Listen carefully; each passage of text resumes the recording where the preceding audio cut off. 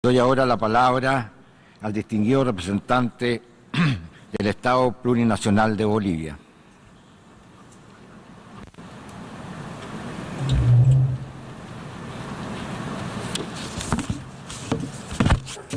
Muchas gracias, señor presidente.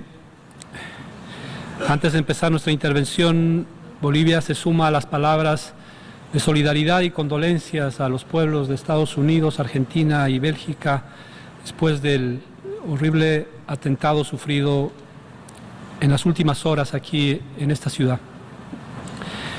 Empezamos esta intervención saludando la presencia entre nosotros del compañero Bruno Rodríguez Parrilla, ministro de Relaciones Exteriores de Cuba y de su delegación. Señor presidente, el informe presentado por la Secretaría General pone nuevamente en evidencia el rechazo mundial al bloqueo económico, comercial y financiero impuesto de manera arbitraria y unilateral por los Estados Unidos de América contra el pueblo cubano y contra toda la comunidad internacional. Este bloqueo afecta la cooperación internacional, afecta la salud y la alimentación, afecta la educación y la cultura en Cuba, afecta su comercio exterior, afecta la inversión extranjera, también tiene afectaciones financieras y bancarias en la construcción, el turismo, el transporte, la aeronáutica civil y además la industria azucarera. Este bloqueo es un ejemplo de la unilateralidad con que Estados Unidos actúa en el mundo. Pese al bloqueo, de todos modos, Cuba es un ejemplo en el desarrollo social y es un ejemplo en la cooperación y es un ejemplo en la solidaridad. Señor presidente, Estados Unidos impone unilateralmente un bloqueo injusto. Estados Unidos impone unilateralmente un bloqueo ilegítimo. Estados Unidos impone unilateralmente un bloqueo inmoral. Estados Unidos impone unilateralmente un bloqueo ilegal. Este país impone un bloqueo extraterritorial que contraviene los fines, principios y propósitos de la Carta de las Naciones Unidas. Estados Unidos impone un bloqueo que lacera los principios de soberanía, de no intervención en asuntos internos, de libertad de comercio y navegación. Estados Unidos impone un bloqueo que intenta socavar el derecho del pueblo cubano a su libre autodeterminación y a los esfuerzos de su gobierno para luchar contra la pobreza y contra la desigualdad.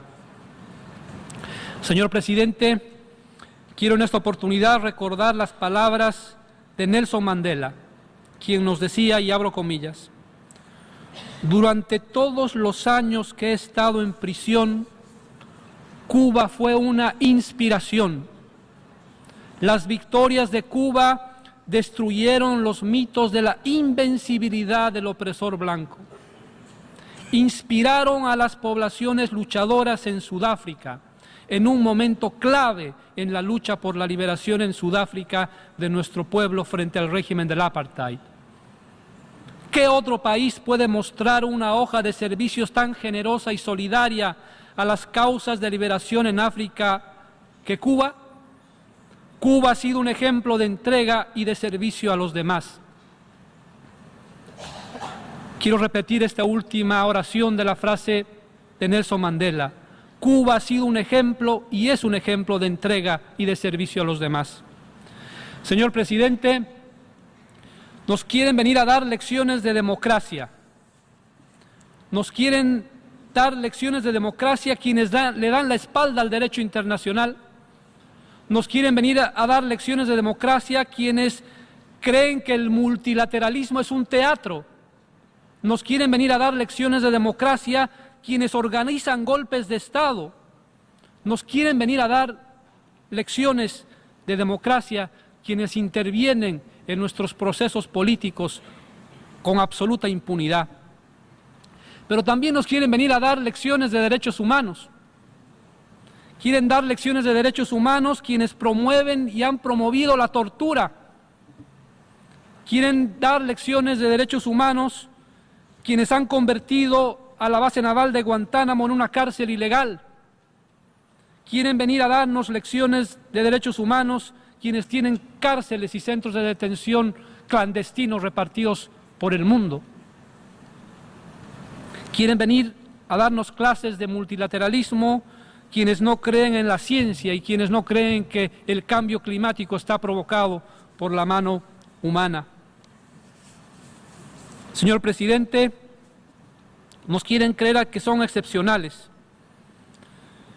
Ese discurso de excepcionalidad no es solamente peligroso, no es solamente ofensivo. Ese discurso no solo es atentatorio a los propósitos de la Carta de las Naciones Unidas y a los propósitos de esta organización, sino que demuestra, como lo dijo el propio presidente Evo Morales, la soberbia de un gobierno en contra de todos los pueblos. El gobierno de los Estados Unidos no es excepcional, aunque sí es único. Es el gobierno responsable de este bloqueo genocida sin parangón en la historia de la humanidad. Es único porque no respeta el derecho internacional, es único porque no le interesa el multilateralismo, es único porque además actúa con la más flagrante impunidad. Señor presidente, es hora de que nuestra Asamblea, estas Naciones Unidas, hagan respetar las decisiones que ha tomado. Bolivia viene nuevamente a apoyar decididamente la resolución que se planteará ante esta Asamblea, pero también viene a agradecer la solidaridad, la maravillosa solidaridad que ha salvado decenas de miles de vidas en mi país, la solidaridad del pueblo cubano. Esa solidaridad desplegada no solamente en mi región, sino en todo el mundo.